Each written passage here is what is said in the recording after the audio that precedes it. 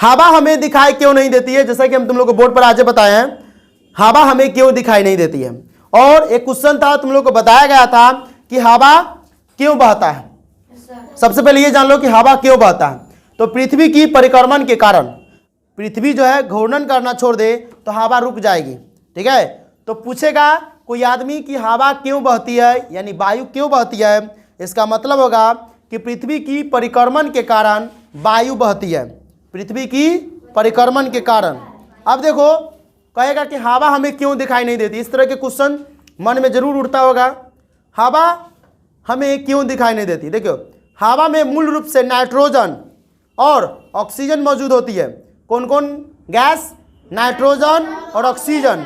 इस वायुमंडल में सबसे ज़्यादा नाइट्रोजन है, उसके बाद ऑक्सीजन है। रणधीर कुमार कितना प्रतिशत नाइट्रोजन है, कल ही पर आए थे 78,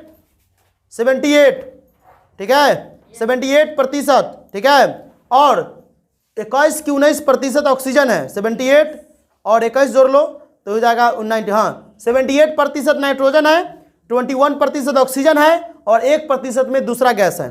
तो 21 1 22 78 कितना हो जाएगा 100%। तो इस वायुमंडल में 78% और नाइट्रोजन है, कितना प्रतिशत 78%, और 21% ऑक्सीजन है, 21% ऑक्सीजन है और 1% में अदर गैस है।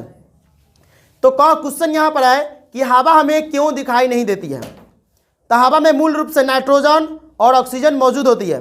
यह क्या करता है, यह पारदर्शी गैस है। पारदर्शी गैस मतलब इस पार से उस पार हम इस गैस के द्वारा देख सकते हैं।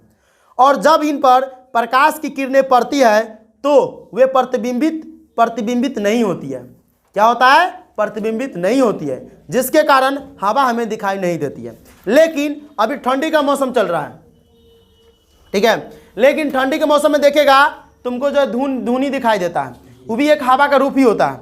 वो हमें क्यों दिखाई देता है, याद है? सूर्य की रोशनी नहीं, उसमें क्या होता है, जब सूर्य की रोशनी नहीं रहती है तब वो हमें दिखाई पड़ती है, लेकिन जैसे सूर्य उगता है गायब हो जाता है। इसका मतलब यहीं से रियल कहानी यहीं पर है। तुमसे कोई पूछेगा कि हवा हमें क्यों दिखाई नहीं देती है, तो तुम बता देगा कि नाइट्रोजन और ऑक्सीजन रहता है, ये पारदर्शी होता है, जब सूर्य की प्रकाश की किरणें इस पर पड़ती है तो प्रतिबिंबित नहीं होती है, ठीक है ना, प्रतिबिंबित नहीं होती है, जिसके कारण हवा हमें नहीं दिखाई देता। तो कहेगा ठीक है, इसका तो जवाब दे दिया है। और ठंडी के महीना में वो हवा के रूप में कुहासा होता है, वो हमें क्यों दिखाई पड़ती है। तो क्या कहेगा कि सूर्य के प्रकाश उसमें नहीं रहता है।